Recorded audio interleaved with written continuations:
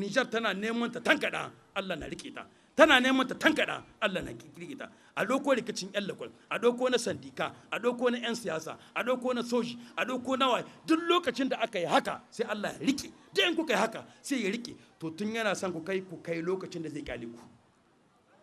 Tun Allah na kama muku, tun Allah na agaza muku, kar ku kai wurin da Allah zai hushi da ku. Ku kiyaye, ku tsare. Muna ƙara kiran gwamnati ya zama mai tausayi, ya zama mai adalci. Idan aka zo cikin ƙasa aka ce ana da matsalar kuɗi, babban misalin da gwamnati ya kamata ya bada, wakilan al'umma a asambile, ku yahe albashi ko da na wata 3 ne a rayuwarku. Kun ce al'umma kuke jagora, al'umma kuke jagora, kun ce za ku wakilci al'umma, za ku wakilci zaman lahiya, za ku wakilci zaman lahiya, sai zaman lahiya ya ƙi samuwa don kuɗi, ku kuna da kuɗin ku yaye wata 3 babu dipite talaka a cikin asambile babu. Duk wanda ya she kuɗi ya zuba dan ya shi, yaye wata 3 cikin mandar shekara 5 dan girman Allah dan aka shi wannan wutai. Duk matsalar kuɗi shi da gudan da ɗan uwan gudan da mataimakin gudan da na hudun wanda ya zo daga baya su ma su yaye.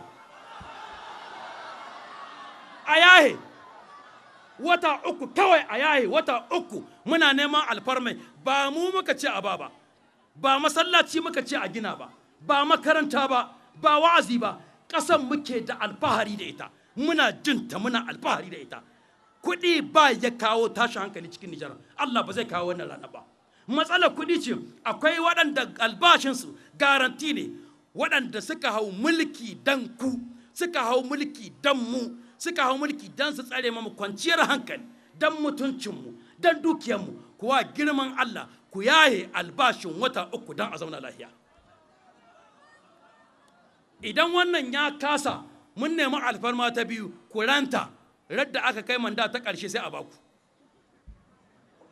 Ko na ɗiba nesa? To baɗi.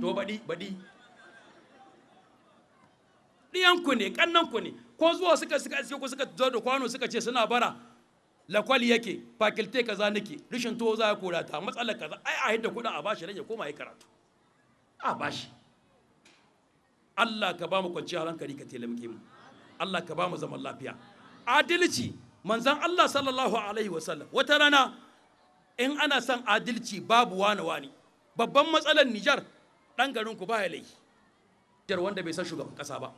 Babu talakan Nijar wanda bai san Prime Minister ba. Babu talakan Nijar da bai san President ɗan Assembly ba. Ba talakawan ku ne mu. Mun san ku, ƴan uwanmu ne ku. In ku ba ƴan uwanmu bane ba, mu ƴan uwanku ne.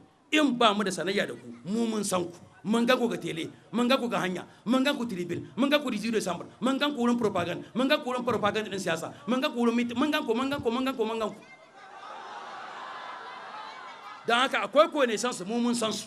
Dan haka ba tunani bane na babba. Ayi abu bisa merit, ka cancanta an baka. Manzon Allah da yake shugabanka, shugabansu. Wata rana Usama bin Zaidin ya zo wajen manzon Allah sallallahu ta'ala alaihi wasallam.